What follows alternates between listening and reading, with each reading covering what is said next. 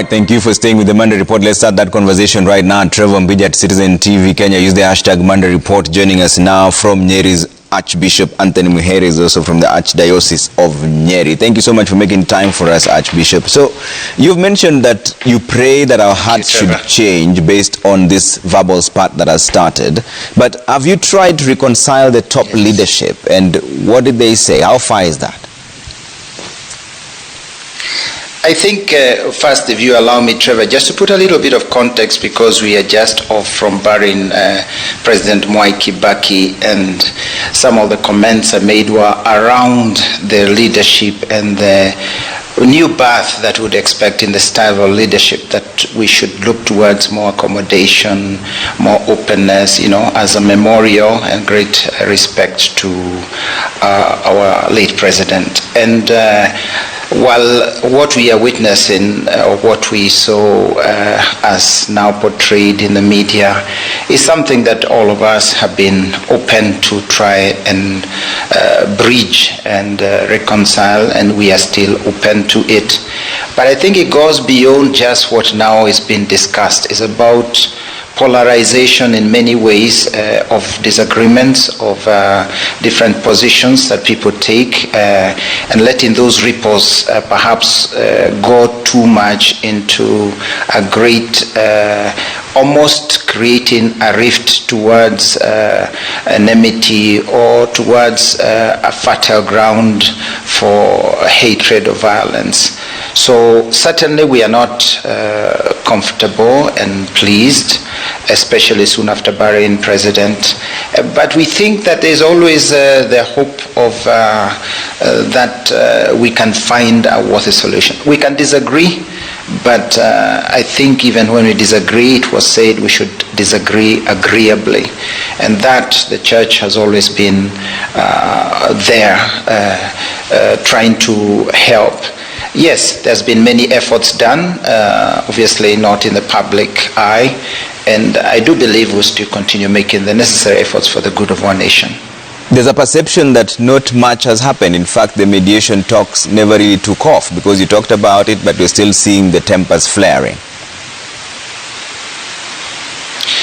Well, I think what we as church are trying to postulate and push is we must change our heart, we must change our ways of perception, and even the advisors of our president, the advisors of the competitors that are there, the deputy and the others, we must change. Allow me just to divert a bit by saying, we all witnessed the kind of leadership that even President Mwai Kibaki gave us at the end of his life, even his burial. The great humility and simplicity, For me, that calls to a deeper reflection about leadership that is not too rotating around power or position, authority. When a man of his stature decides to be buried in a normal grave like any ordinary Kenyan, without seeking opulence or power or show of might, except of course he was a commander-in-chief, which he needed to be given that respect. I think that should make us step back and start a humble walk-in, even when we have problems, even when we have disagreements. And I say it for leadership, I say it for all, because this is just a symptom, you may say, that has come out now of something that is simmering across a lot of leadership, and especially the various camps that we have witnessed.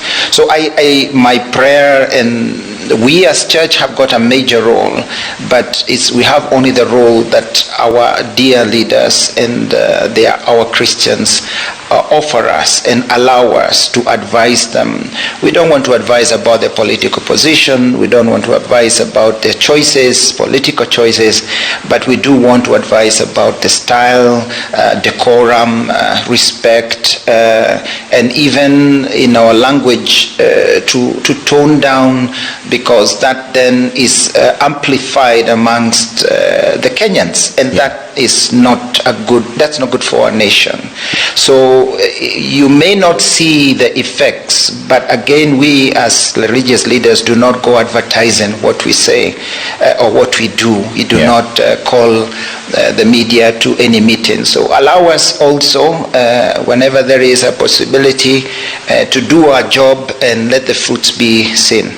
Yeah, we've seen some clergy, and you've pretty much touched on the role of the church in this. We've seen some clergy speaking to people and telling them not to elect leaders with any sort of blemish. Is KCCB considering a frontal approach where you just tell the congregation that this is the kind of leader you should not elect and this is the kind of leader you should elect? The bishops are going to give profiles of the kind of leaders we should elect. And I think it is common sense to any Kenyan that your conscience should judge with the actions. It's difficult to judge those leaders whom we would want to say this leader is accused of this or the other when you do not have evidence, or when that evidence is not conclusive, or when it is coming from another side. So it's difficult because we cannot be good judges without all the evidence. But there are things we can judge. And here I think we are going to talk more is the attitude. A leader who does not know how to deal with the poor, a leader who steps on the persons he's leading, a leader who is authoritative and dismissive to the miserable, the poor, or the poorly privileged. That certainly is a leader who is not worth of service. And we are going to put this kind of profile, and that the attitude, the acts of leaders will be the ones which we must look at. How in ordinary life a leader operates and acts. Yeah. And so, yes, the Bishops' Conference will continue giving civic education. We will not, and that is, we will not speak about a leader, this leader you should not elect, or this leader you should elect. That we do not do. There are leaders whose position, moral situation, moral conviction, what they want to push in this country towards an immorality, those we will call out and say any leader who is pushing things which are immoral in this country, for example, leaders who would want to push forward abortion, or leaders who want to push forward discrimination, or leaders who are going to not work towards uplifting the poor. We'll call them out, but that's moral questions. These are not questions about the personality or the person. It's about anyone supporting a doctrine that is wrong. We will say that leader is not worthy.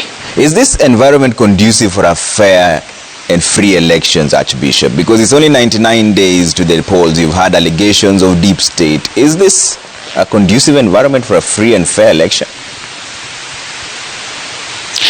We thank God that the religious leaders are very hopeful for our country. The Kenyans are the ones who are going to determine this election by first going out to vote, but also by using their head and not their stomach, by asking the leaders who are presenting themselves for election the difficult questions and not allowing corruption to be the determinant that is the handouts.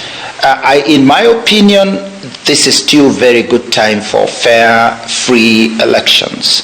It is good time because we have many conscientious Kenyans at all bodies that are involved. And it is about us upping our game and having the courage to do what is right. Our leaders too, if they actually draw back and step back and change their attitude of how they are looking for votes and change their attitude towards leadership, whereby they are not looking for leadership just because of the power they will get or the possibilities of amassing wealth or doing business that they will get, but they are doing it truly moved by service. Yeah. When we start creating a new crop of leaders, we're still in good time to do so. Okay. So my thinking is, yes, we are still in good time for fair elections, free elections, and all those other prophets of doom. I think it's for us Kenyans to prove them wrong. Okay. Archbishop, there are so many questions coming through for you. Let me try and squeeze in a few of them because you only have about 5 minutes left. Please, yeah. please. Doctor, thank you. Director, he calls himself Elias Kiprop. Says, why didn't he allow Kalonzo to even say hi, despite having been the vice president of Kibaki during the time as you were emceeing the event? I think one is to say that the family of the late president had expressly said they didn't want any political speeches. In fact, the tributes were meant to be even less than the ones that were there.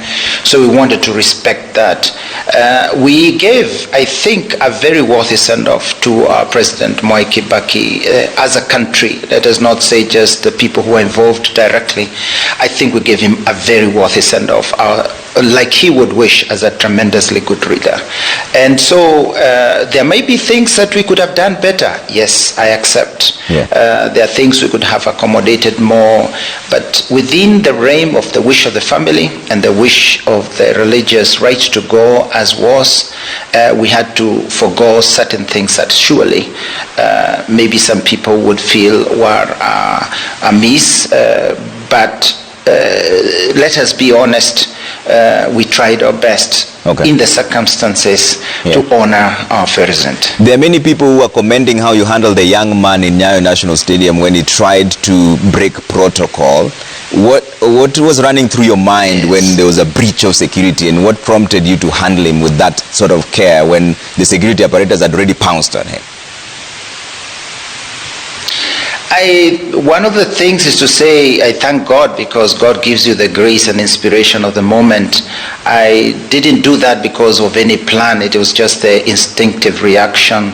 But the young man, as soon as I looked at him, I saw he was a man who was agitated, maybe a bit deranged, but not a person who was a threat, not a person who was coming there for evil. And so I thought he also needed the consolation, or at least, and this should happen for any of us. That's a Christian thing to do, but also it should be the normal thing. We are a bit surprised that we should do that, and that is the surprising thing, that Kenyans or even the Christians should find that strange or odd. How I pray that we can have more of these moments, opportunities to actually extend a sign of mercy and care to people who come without any preparation.